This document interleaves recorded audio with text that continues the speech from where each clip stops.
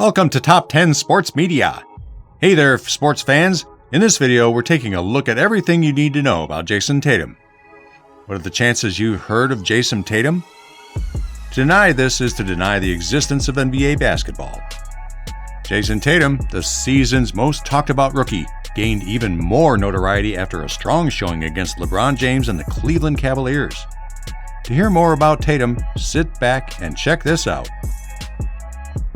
Since 2013, he has been a member of the USA basketball team. Unlike Markelle Fultz, Jayson Tatum isn't a late bloomer. Ever since he was a freshman in high school, his peers have consistently ranked him as one of the best players in his class. Before enrolling at Duke, he had previously been awarded the gold medal in 3 different world championships: the Under-16 Americas Championships, the Under-17 World Championships, and the Under-19 World Championships. It's probable that the Boston Celtics and other clubs have been keeping tabs on Tatum ever since he was 15 years old. Tatum is now a sophomore at Duke University.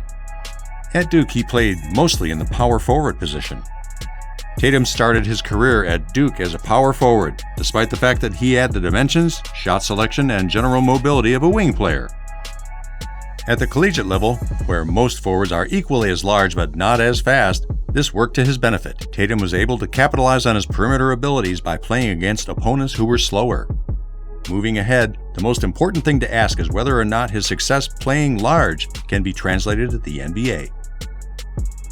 Already, we have seen the head coach Brad Stevens use extra small lineups consisting of 4 guards in addition to Crowder. It wouldn't be unexpected to see Crowder play some minutes at the 5 position with Tatum, Isaiah Thomas, Avery Bradley, and Marcus Smart. He is similar to his other instruments in the field, Paul George's. The scouts have determined that Tatum has the necessary stature, height, and mobility for a small forward. His height of 6'8" and his wingspan of 6'11" are almost identical to those of Paul George's. Tatum weighs 205 pounds, whereas George graduated from Fresno State at 214 pounds, despite the fact that he was a year older when he entered the draft. Tatum is the leaner of the 2 players. Especially in regard to his ability to make dunks near the rim, Tatum is not the same level of athleticism as George. He is not explosive, but rather extremely coordinated in his actions. Parallels to Carmelo Anthony and Paul Pierce arise not just from his shot selection, skill level, and scoring ability, but also from the fact that each of these players have the ability to bury opponents despite their lack of spectacular athleticism. He is the most well-rounded scorer in the class as a whole. The other forwards in the class do not have Tatum's level of expertise, which sets him apart from them.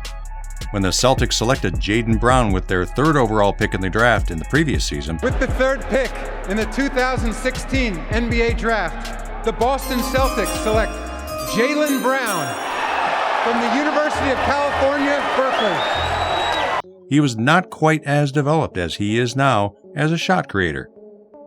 The footwork of Tatum is really sophisticated.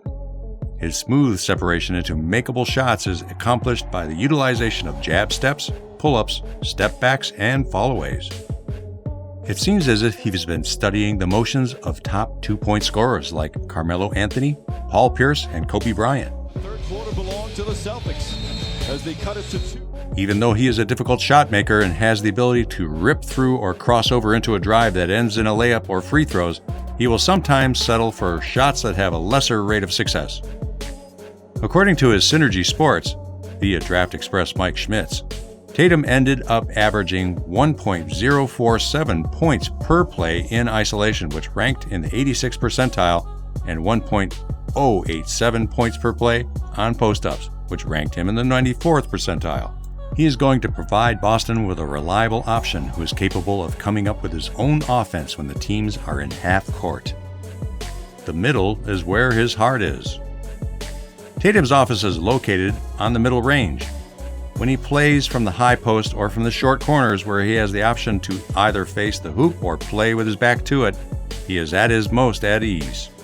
During his time at Duke, he attempted a greater number of 2-point jump shots, 127, than attempts at the basket, 121, or 3-point shots, 117.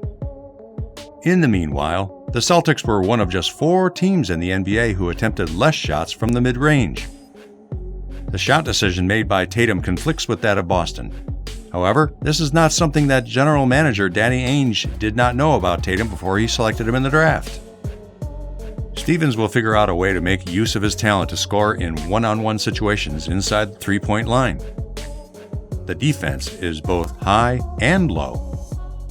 Tatum has several intriguing abilities for his defense, most notably fast feet relative to his stature and length. He showed the ability to induce mistakes with his hands by recording an average of 1.6 thefts and 1.4 blocks per 40 minutes, demonstrating that he can create plays on the ball by using his timing and coordination. However, Tatum did not always keep a tight grip. On times, he gave off the appearance of laziness, demonstrating a lack of desire to go down, dig in, and slide. Tatum allowed an unacceptable number of opposition ball handlers to turn the corner on him. When they were in the paint, the 205-pound forward opponents did not necessarily have to put in a lot of effort to establish position on them. Many were successful in finishing underneath him at the hoop, despite not encountering much resistance from him. There were times when Tatum's defensive play was promising, but overall, his level of effort was inconsistent. He's always been able to do things, but he's never been good at them. Tatum is a capable shooter from beyond the arc, as shown by the fact that he has made 43 pointers during his time at Duke. And when his self-assurance is strong, the rim seems to instantly widen, as it did when he scored a career-best 28 points against Virginia while shooting 6 of 7 from three-point range. His release is quite beautiful and high, which helps compensate for the fact that he delivers his lines at a very leisurely pace. Tatum, on the other hand, has always been thought of more as a shot maker and not necessarily as a shooter. Over the Nike Hoop Summit, the McDonald's All-American Game, and the Jordan's Brand Classic, he failed to make a single three-point shot, and during the 3 FIBA tournaments he participated in, his three-point shooting percentage was a total 31.4%. When he played for Duke, he had a three-point shooting percentage of 34.2%. But if you take away the game against Virginia, his overall percentage drops to 30.9% for the season. At this moment, Tatum has the ability to shoot from long range, but you shouldn't expect him to come into the league and all of a sudden start lighting up opponents from beyond the arc. So that concludes everything you need to know about Jayson Tatum video. If you have any questions or comments, please feel free to leave them in the comments section below. Are you looking for more sports-related videos? Of course, you don't want to miss our excellent and exciting videos. And be sure to check out our other videos for more great content like this. And by the way, if you'd like us to keep these videos coming, pound on those like and subscribe buttons. That's it for today. Until next time. Picks up his dribble, bounce pass for Tatum. Tatum left hand dribble, drives on, flushes hard on LeBron James.